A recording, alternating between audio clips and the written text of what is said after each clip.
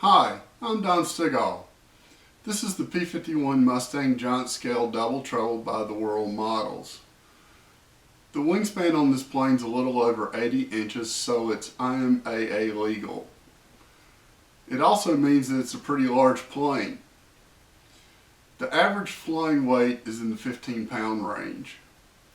With a wing area of 1,155 square inches, the wing loading is in the 30 ounces per square foot area. By comparison, the quarter 40 racer is 23 ounces and a quickie 500 is 17. This means that this plane is not for newcomers as it's somewhat demanding to fly. It was originally designed for 1.6 to 1.8 cubic inch two-stroke glow engines. Many people are choosing 30 to 35 cc gas engines for these planes as that class of engine has a good power to weight ratio.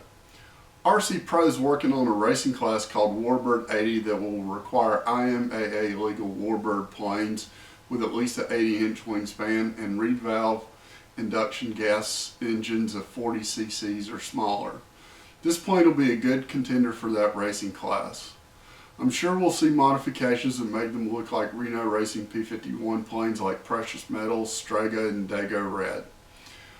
I'm going to show the kit airframe components. The kit comes with a complete hardware package and the plane has pre-installed retractable landing gear. It comes with a 5-inch plastic spinner with an aluminum back plate. The cowl is 2 pieces and the main cowl does not have to be removed to access the engine compartment. The DLE-30, DLE-35 rear exhaust and OSGT-33 are just the right size for this airplane. DLE-30 clone should fit as well. The firewall has 2 sets of engine mounting holes, and if you draw lines through the matching sets of mounting holes to locate the center, lining up the engine's easy. You'll want to plug the existing holes. The tank comes with a glow stopper, so make sure to use a gas stopper if you use a gas engine.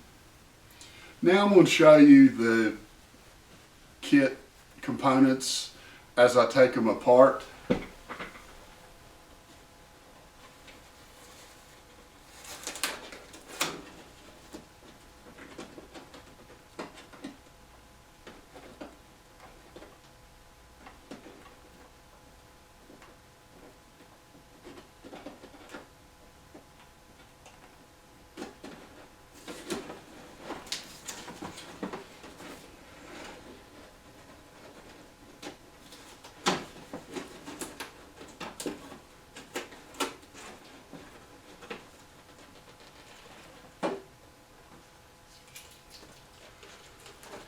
This is the cowl.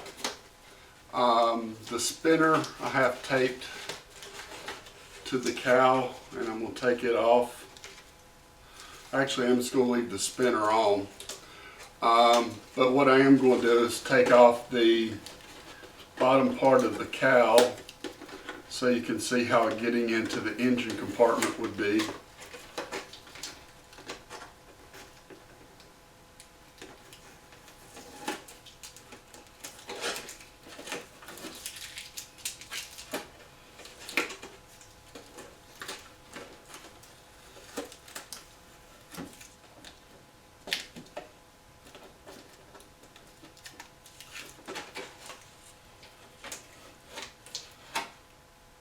So with the bottom part of the cowl taken off, you have easy access to the engine. And here are the mounting holes that I mentioned. There's 2 sets of holes, and drawing a line between the matching holes will give you the center position for the engine, so it'll be centered right on the cowl. The canopy screws on.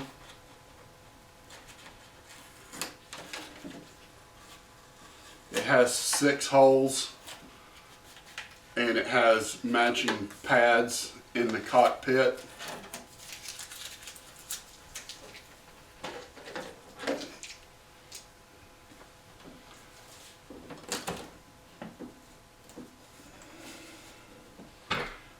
Take a look at the bottom. Well, one of the retracts has come out.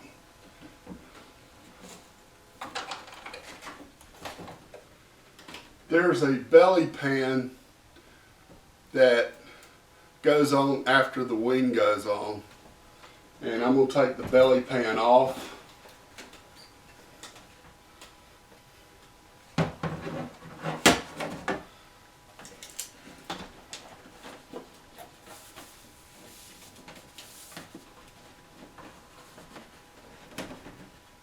And take the wing off.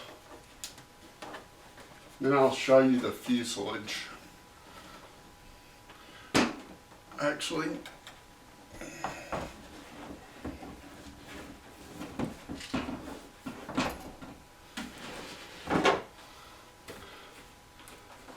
the wing has holes for retract servos. These are low profile servo openings, so you'll need to use something like a Spectrum A7040, which is a high voltage servo, but it has a lot of torque, and it would be a good servo for these retracts, because when you have retracts that are this large, it takes a fair amount of power to move them up and down. So don't skimp on the retracts. The wing has flaps. They only go down, and the ailerons are outboard of the flaps. And there are openings for the servos on the bottom of the wing. The wing has pins that fit into the front of the fuselage.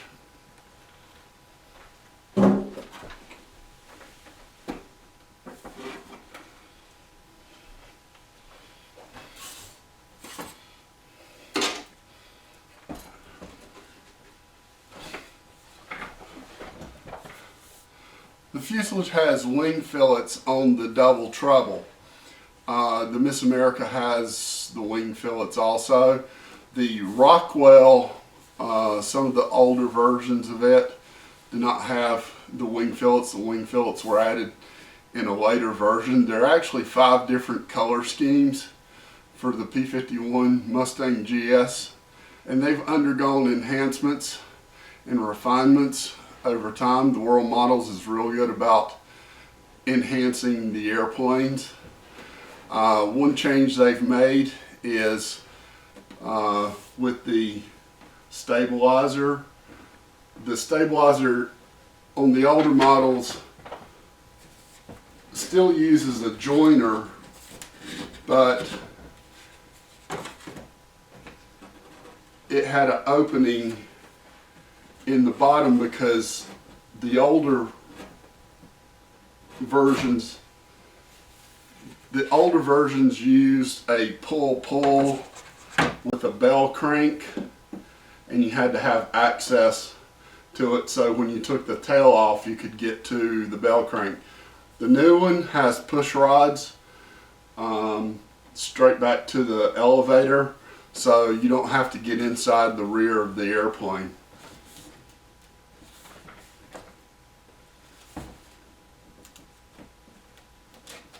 The fin has a tab and a post that fits in the rear.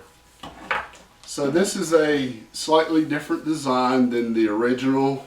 If you had one with the bell crank, you'll probably like the internal push rods instead of the pull-pull system that was used. I actually like the ones with the pull-pull because I put the servos in the tail on a Rockwell that I'm building as a Bardol Miss. The canopy covers a pretty sizable cockpit, and there are decals for the cockpit. The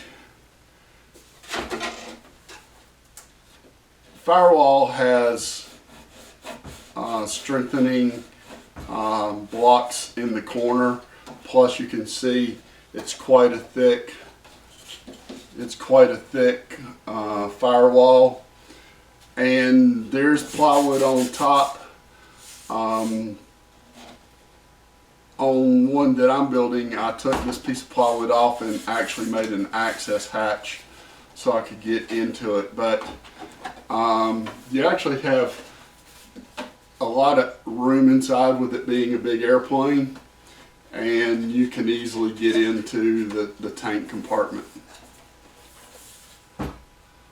So that's the P-51 Double Trouble. As I said, there are 5 different models in the line. There's a Miss America, there's the Dolly, the Ridge Runner, and the Rockwell. And they're all good flying airplanes. You can find some videos on YouTube. I have some on the Airborne Model Showcase. As I mentioned, this is not an airplane for a newcomer. If you're new to gas, you'll want to work with your gas engine, preferably on a test stand, and get used to running the gas engine and get it broken in before you take off. The retractable landing gear also adds to the complexity. Warbird had a set of spring down retracts called the 701 RS, but they're no longer making those, but they are making the 551s in both pneumatic and electric. And the 551 RES is a direct drop in for the landing gear. You have to do some grinding to fit the actuator mechanism, but getting the retracts in is no problem. So I hope you've enjoyed seeing a little bit more about the P-51 GS. I'll be building a couple of these and posting the videos, and hopefully some flying videos at least by sometime this summer. So thanks for watching. If you haven't subscribed to my channel, please subscribe and check out the links to RC calculators and drill bit charts. And come visit us at RC Pro. And if you're interested in racing on a smaller scale, we have club40racing.com, and Club 40 Racing uses a couple of models by the World Models and 40 size engines. It'll be raced at the 2015 Pylon Nationals in Muncie, Indiana, and I hope you can join us for that. Thanks for watching.